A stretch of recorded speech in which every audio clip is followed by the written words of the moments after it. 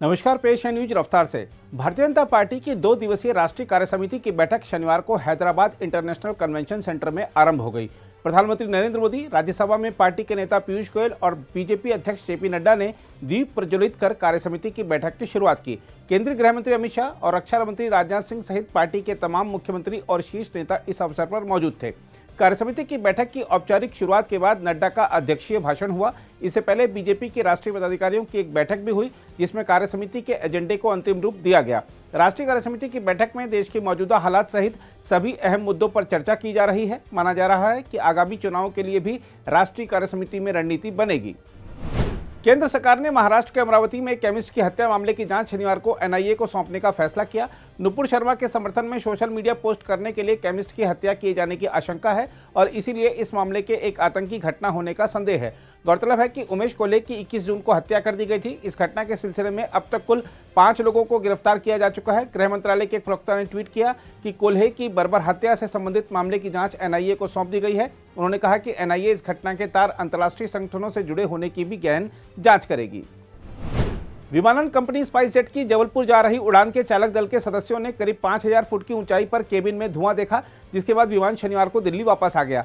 Spice jet ने यह जानकारी दी। प्राथमिक जांच के बाद डीजीसीए के अधिकारियों ने बताया कि Q400 विमान के एक इंजन में तेल रिसा हुआ है तथा विमान में धुआं उठने की वजह संभवतः यही है। हम आपको बता दें कि पिछले 2 हफ्ते में स्पाइस जेट के विमान में इस तरह की यह 5वीं घटना है।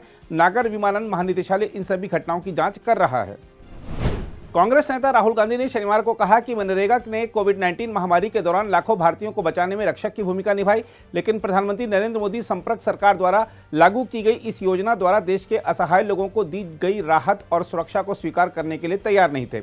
मनरेगा को यूपीए सरकार की नाकामियों का एक जीता जागता स्मारक बताने को लेकर मोदी की आलोचना करते हुए कांग्रेस के पूर्व अध्यक्ष राहुल गांधी ने कहा कि प्रधानमंत्री ने बड़े पैमाने पर लोगों को रोजगार देने वाली इस योजना की गंभीरता को नहीं समझा और वह नहीं जानते हैं कि मनरेगा ने देश के श्रम बाजार को कैसे परिवर्तित कर दिया और कैसे यह लाखों लोगों के लिए अंतिम सहारा बन गया। दिल्ली की एक अदालत ने शनिवार को ऑट न्यूज के सह संस्थापक मोहम्मद जुबैर की जमानत याचिका खारिज कर दी। साथ ही साल 2018 में हिंदू देवता के बारे में कथित अपमानजनक ट्वीट करने के मामले में उन्हें 14 दिनों की न्यायिक हिरासत में भेज दिया। मुख्य मेट्रोपॉलिटन मजिस्ट्रेट स्निग्धा सरवरिया ने पुलिस की अर्जी को स्वीकार कर लिया, जिसमें कहा गया था कि मामले की आगे की जांच चल रही है। पुलिस ने 5 दिन तक हिरासत में लेकर पूछताछ करने की अवधि पूरी होने के बाद जुबैर को अदालत के समक्ष पेश किया और उसे न्यायिक हिरासत में भेजने का अनुरोध किया। पुलिस ने अदालत से कहा कि आगे भी जुबैर को हिरासत में लेकर पूछताछ करने की जरूरत पड़ सकती है। गुजरात के कई हिस्सों में भारी बारिश से जनजीवन ठप हो गया है और सूरत, बनासकांठा तथा आणंद जिलों के निचले इलाकों में बाढ़ जैसी स्थिति पैदा हो गई है। सूरत के पलसाणा तालुक में शनिवार सुबह तक 209 मिलीमीटर बारिश दर्ज की गई। अधिकारियों ने बताया कि बोरसण तालुक के कुछ गांवों में गुरुवार को भारी बारिश के कारण बाढ़ आने के बाद जिला प्रशासन द्वारा तैनात एनडीआरएफ के एक दल ने आणंद जिले में बारिश से प्रभावित गाँवों में 380 लोगों को सुरक्षित स्थानों पर पहुंचाया। शनिवार को सुबह 6 बजे तक बीते 24 घंटों के दौरान दक्षिण गुजरात के कुछ हिस्सों और उत्तरी गुजरात के बनासकांठा में भारी बारिश से कई इलाके जलमग्न हो गए। पंजाब के पूर्व मुख्यमंत्री कैप्टन अमरिंदर सिंह लंदन से लौटने के बाद अपनी पार्टी पंजाब लोक कांग्रेस यानी पीएलसी का भारतीय जनता पार्टी में विलय कर सकते हैं। बीजेपी नेता हरजीत सिंह ग्रेवाल ने शनिवार को यह दावा किया। अमरिंदर रीढ़ की हड्डी के ऑपरेशन के बाद लंदन में स्वास्थ्य लाभ ले रहे हैं।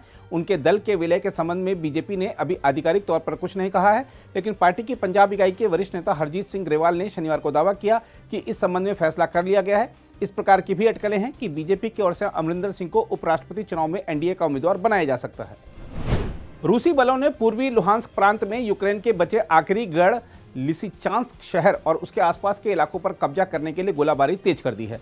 यूक्रेनी लड़ाके हफ्तों से शहर को रूसी कब्जे में जाने से बचाने की कोशिश कर रहे हैं, क्योंकि पड़ोसी क्षेत्र लगभग 1 हफ्ते पहले ही रूस के कब्जे में जा चुका है। रूस के रक्षा मंत्रालय ने बताया कि उसके बलों ने हाल के दिनों में लिसिचांस्क के बाहरी इलाके स्थित तेल शोधन कारखाने पर कब्जा कर लिया है, लेकिन लुहांस्क के गवर्नर सेरही हैदई ने दावा किया है कि लड़ाई अभी जारी है।